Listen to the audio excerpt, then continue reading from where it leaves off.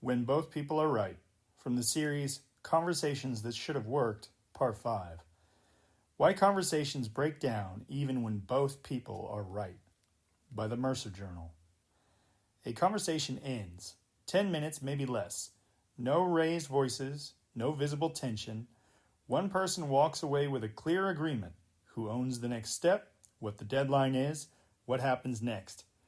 The other walks away with something just as clear. Useful input, a good discussion, and no firm decision yet. Same words, same tone, same moment. Later, when things don't line up, it looks like someone changed their mind, or didn't listen, or agreed and then backed out. But none of those things actually happened. The assumption that breaks things. We tend to assume that if something goes wrong in a conversation, someone made a mistake. They misunderstood. They weren't clear. They weren't paying attention. But sometimes nothing went wrong at the level we usually check. The words were fine. The listening was fine.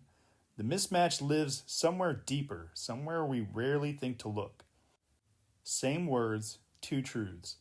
Take a simple line. Can you handle that this week? One person hears a logistics question, scheduling, capacity, just figuring out what fits where. The other hears something different, a competence check, a question about whether they're capable. Both interpretations fit the words. Both are reasonable. Both are shaped by context, past interactions, pressure, tone, what has been said before, what has not. The words matched, the conversation didn't. From the inside, nothing feels off. This is where things get difficult. From the inside, both conversations make perfect sense. Each person's interpretation fits what they know. It aligns with what they've experienced. It feels proportionate to the moment in front of them. There is no internal alarm telling them something has gone wrong. There is also no signal that another valid interpretation exists. That is part of what makes this so hard to catch in real time. The frame does not feel like a frame. It feels like the room itself. You do not feel like you are choosing between possibilities. You feel like you are seeing what is there. How alignment gets assumed. Each person treats their reading not as a reading, but as the reading. So the assumption of shared meaning arrives silently. Nothing feels unclear, so nothing gets clarified. The absence of friction gets mistaken for alignment. The mechanism. Here's what that creates. 1, a conversation happens. 2, two clean, internally coherent interpretations form. 3, both people assume their version is the shared one.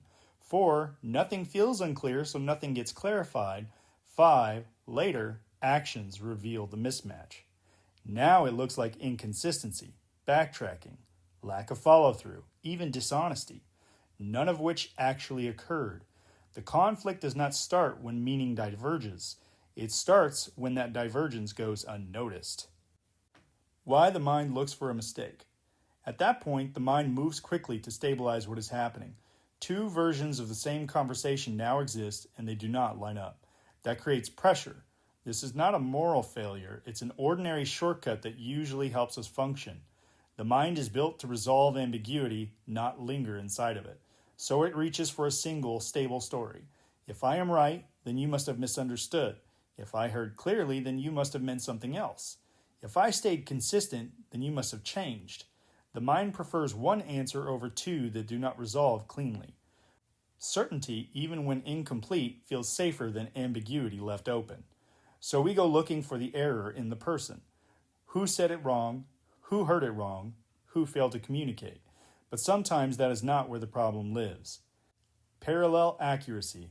Sometimes what you are seeing is 2 internally consistent interpretations built from the same words that never actually touched.